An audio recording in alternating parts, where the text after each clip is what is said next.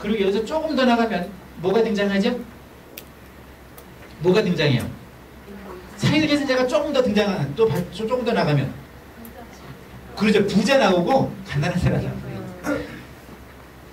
이제 이런 거예요, 여러분. 사유진세가 조금 더 나가면 빈부의 격차가 등장하는데 어떻게 등장하냐면 이런 겁니다.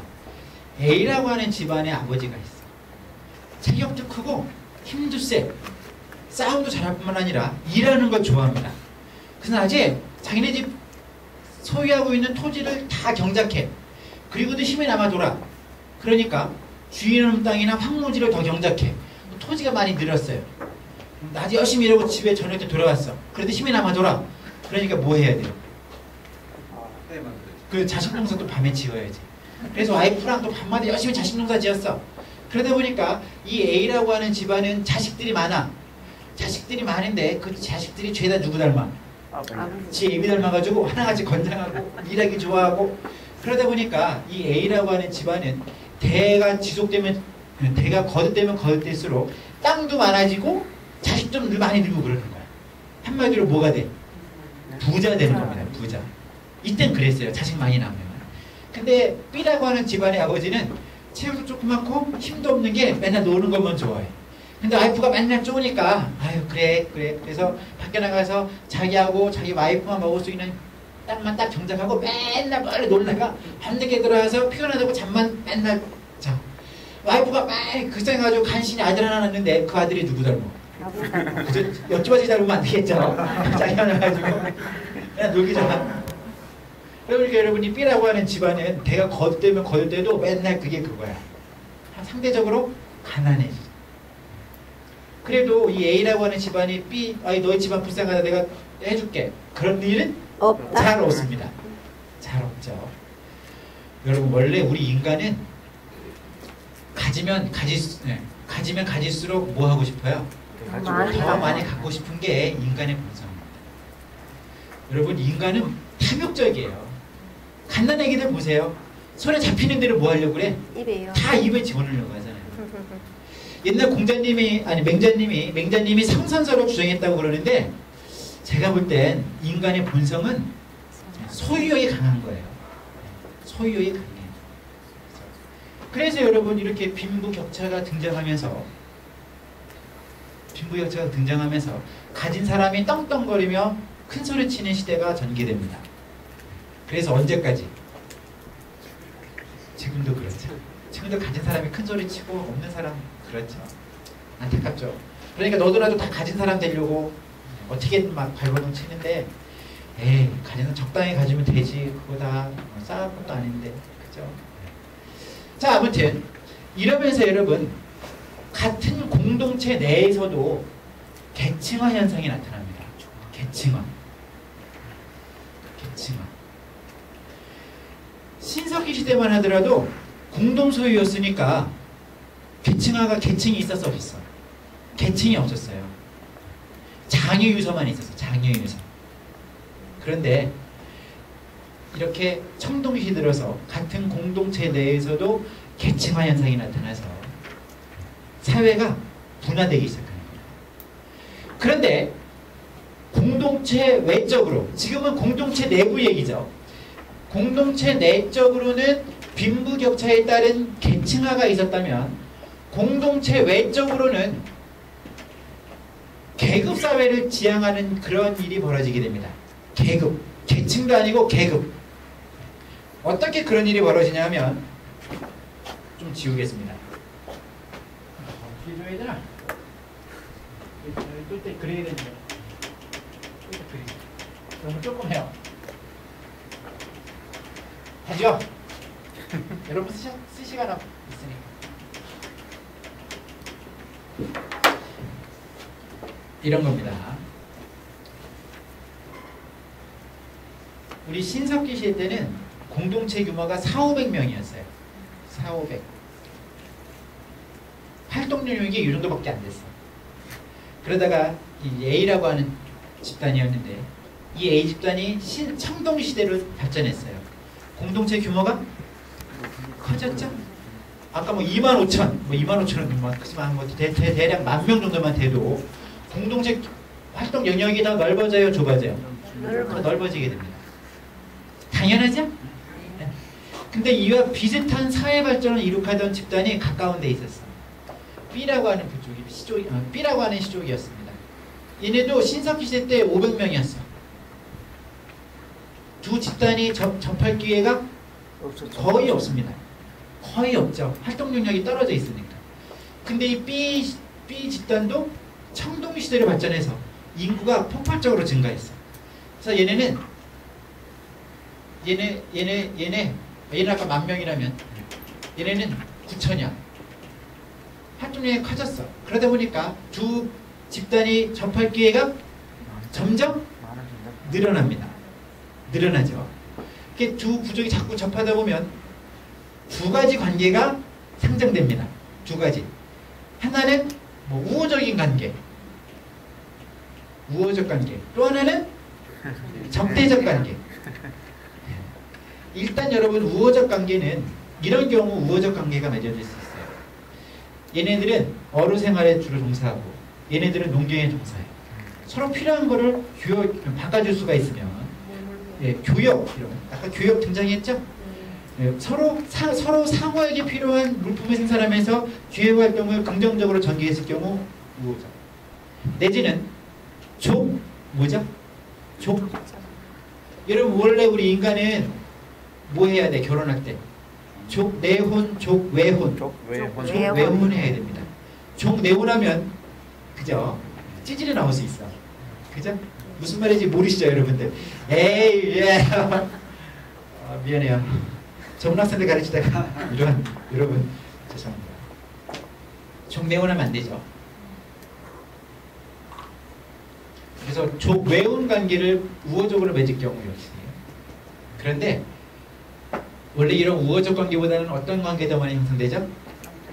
적대적 관계가 더 많이 형성됩니다. 왜냐하면 이미 사람들이 소유에 대한 욕구를 깨달았어. 그래서 아까 말씀드린 것처럼 점점 더 많이 가지려고 할 거예요. 그래서 우리가 농경이고 쟤네가 어로지만 우리가 뭐하러 교육을 해? 그냥 저희 가서 뺏어오면 되는데 그런 거죠. 그래서 여러분 이 청동시 때는 전투가 급격히 증가하게 됩니다. 그것을 가장 잘 보여주는 단적인 고고 유물이 있어요. 단적인 고고 유물. 제가 아직 쓰지 않았는데요. 청동기 시대 청동기로 제작되어진 것은 대략 3가지 종류입니다. 청동기 시대 청동기로 제작되어진 도구 대략 3가지. 뭐가 있죠? 칼. 제일 처음에 그렇죠. 칼이 먼저 나와야죠. 거울보다. 칼. 동검. 그 다음 거울. 동경. 그 다음은 잘 안 나옵니다만 뭐냐면 이형 동기라고 합니다. 이상하게 생긴 동기. 저것들이 뭐 하는지 어떤 것을 의미하는지는 이따 말씀드리겠고, 이 3가지 청동기로 만들어진 도구 중에 가장 많이 만들어진 게 뭐예요?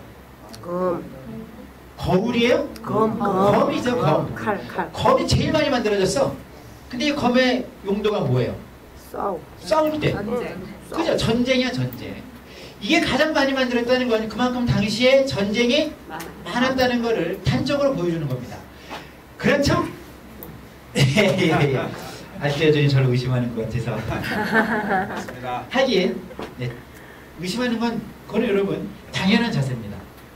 제 말을 100% 믿을 수 없다는 거 아까 말씀드렸죠.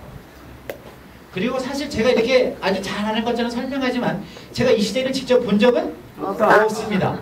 단지 여러 사람들이 여러 견해 중에 제가 그럴 만한 것만 골라서 강의하는 것 뿐이지 확인된 바는 전혀 없어요. 항상 저를 너무 믿지 마세요. 동검이 제일 많이 만들었다는 건 당시에 그만큼 싸움이 많았다는 겁니다. 적대적 관계. 근데 여러분 원래 싸움도 처음에는 소규모 약탈전으로 시작합니다. 소규모 약탈전.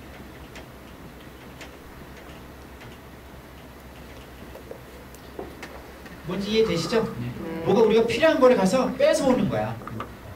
주로 뺏어오는 건 우리들한테 필요한 식량이 되거나 무슨 도구 같은 거. 그 다음에 또 뭐도 뺏어와?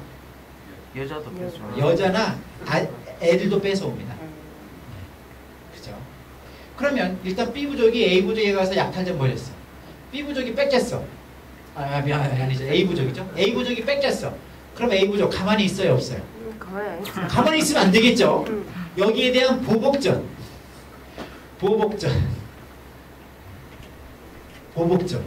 그러다 보면 이런 보복전이 계속 왔다 갔다 하다 보면 이게 우리는 쟤네 때문에 우린 못 살겠다.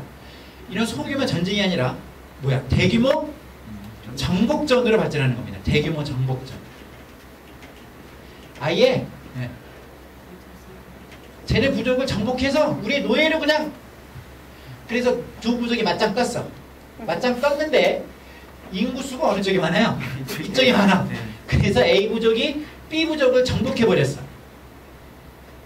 그러면 여러분 이 정복전이 끝난 그 순간부터 두 부족 간에는 어떤 관계가 형성돼요?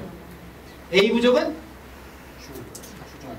지배부족, 주인이 되는 거고 얘네들은 피지배, 노예가 되는 거예요. 그러면서 여러분 지배 피지배의 본격적인 계급사회가 출현하는 겁니다.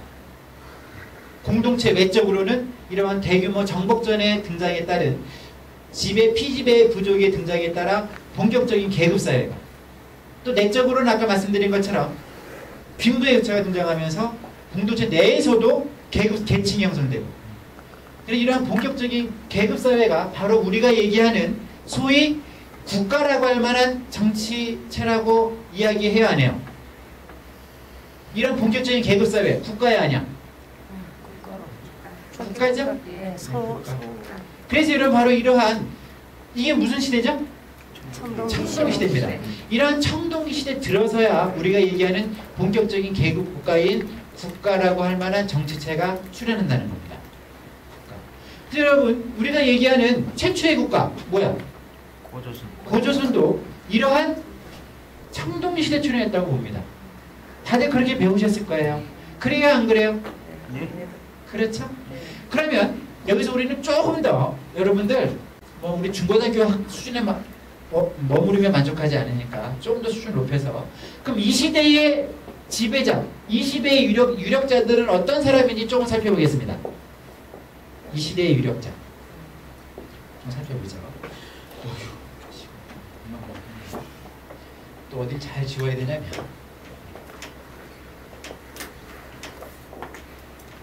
여러분 이 시대 유력자 있어요, 없어요? 출연했죠? 그럼 이런 청동시대 유력자는 청동기를 소유하면서 살았습니다. 근데 그 유력자가 소유했던 청동기는 아까 말씀드린 것처럼 크게 세 종류인데 이 세 종류의 청동기가 주로 어디서 나오죠?